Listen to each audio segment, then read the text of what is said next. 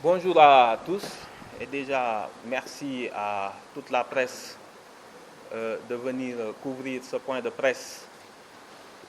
du mouvement F24, la cellule locale de Thiès.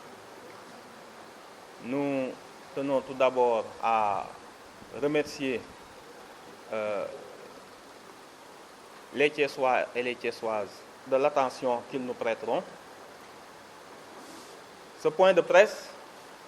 vise tout d'abord à faire une rapide présentation de la situation politique et de l'interdiction de notre manifestation de cet après-midi par le préfet. Donc, nous allons commencer par présenter nos sincères condoléances aux familles et aux parents de toutes les victimes. Présenter aussi nos sincères condoléances à la nation sénégalaise qui a perdu, qui a été atteinte dans sa chair, qui a été atteinte dans son humanité par une barbarie sans nom, sanguinaire, par une répression aveugle et violente du gouvernement de manifestations politiques. La jeunesse a été la plus grande victime de cette politique.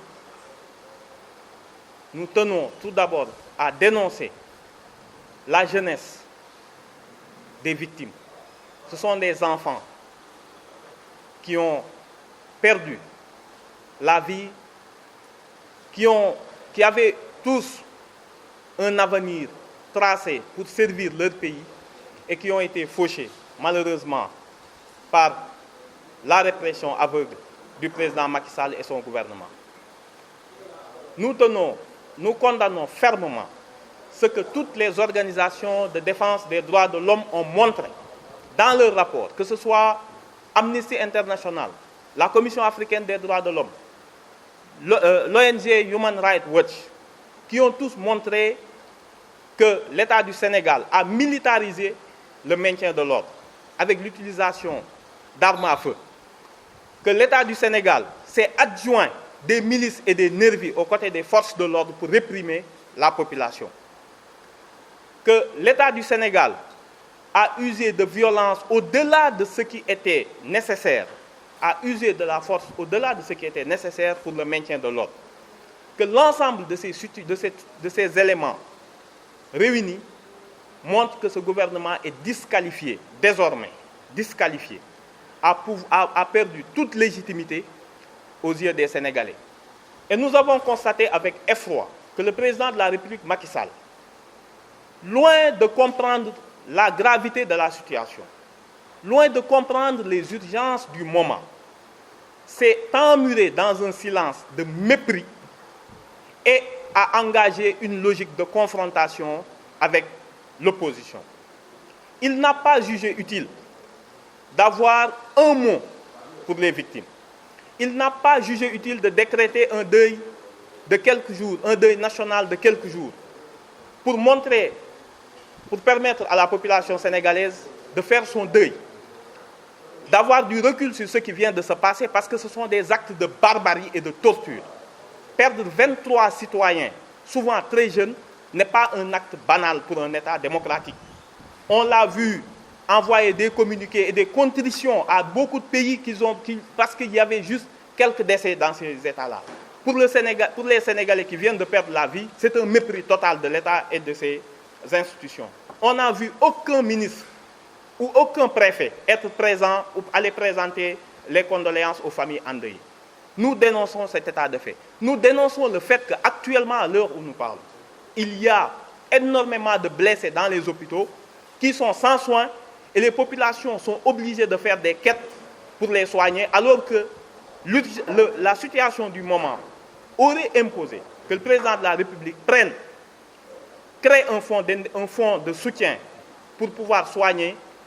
les personnes qui sont encore dans les hôpitaux. Nous avons aussi constaté avec effroi des arrestations massives arbitraires. Actuellement, des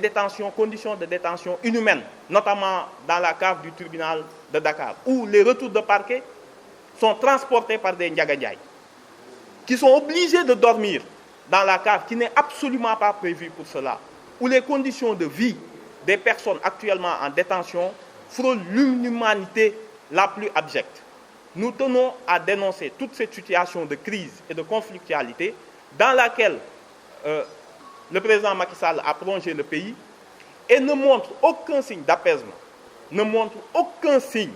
de conciliation eu égard à la gravité de cette situation. À cet égard, nous avons constaté que la marche, le rassemblement qui était prévu par le F24 à Dakar a été interdit. Ici à Thiès, c'est le même tarif qui vient de nous être appliqué par le préfet. Donc c'est une sorte de politique systématique d'interdiction des manifestations de l'opposition. Nous tenons ici à Thiès à dire au préfet que le procédé employé est déloyal et illégal. Alors que la demande de marche a été déposée depuis le lundi, il attend le jour prévu de la manifestation, à savoir vendredi après-midi à 15h, pour attendre presque à midi 13h pour nous notifier l'interdiction, nous empêchant d'utiliser toute voie de recours au niveau des juridictions pour faire valoir nos droits. Ce que cela signifie et renseigne, c'est que le président Macky Sall, avec le lot de personnes décédées, les troubles occasionnés à l'économie, la situation chaotique dans laquelle se trouve ce pays, la condamnation unanime de la communauté internationale de sa gouvernance, des ONG de défense des droits de l'homme, de ses pratiques barbares et ses tortures, que ce président de la République n'a plus d'issue. Il est dos au mur et au lieu d'essayer de réfléchir à une situation d'apaisement et de décélération de la crise, au contraire s'engage dans un nouveau bras de fer avec le F24 par une politique d'interdiction systématique de ses activités. Le F24, au niveau local ici à Thiès, tient à informer le préfet que le procédé consistant à interdire systématiquement ces manifestations pour des motifs fallacieux, les procédés déloyaux de notification tardifs de ces interdictions,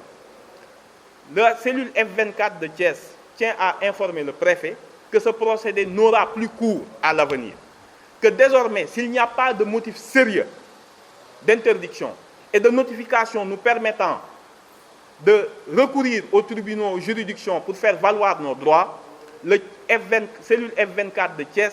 maintiendra, quoi qu'il advienne, ses activités. L'opposition subit actuellement au Sénégal une politique systématique de répression,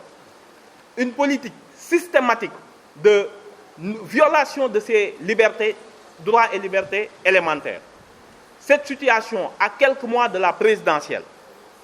avec la volonté du président de la République d'imposer par le sang et la violence sa troisième candidature, fait que nous estimons, à partir de maintenant, que le président de la République a fermé toutes les portes du dialogue,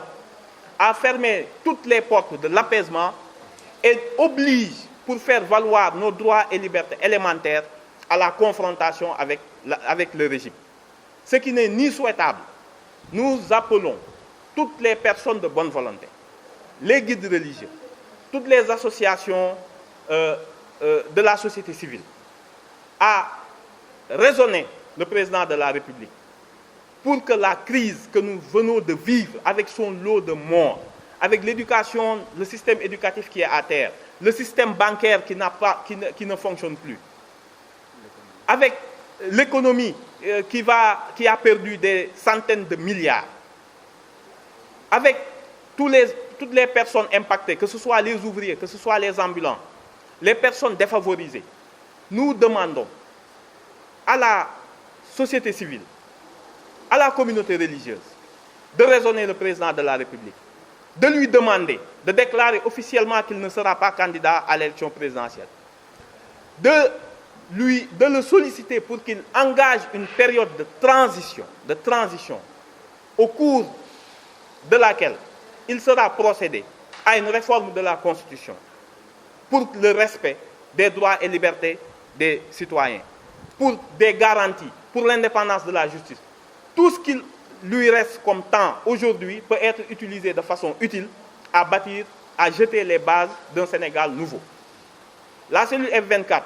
revient sur cette interdiction pour dire au préfet, encore une fois, que le motif qu'il vient de nous, les motifs qu'il a invoqués pour l'interdiction de sa manifestation sont des motifs illégaux.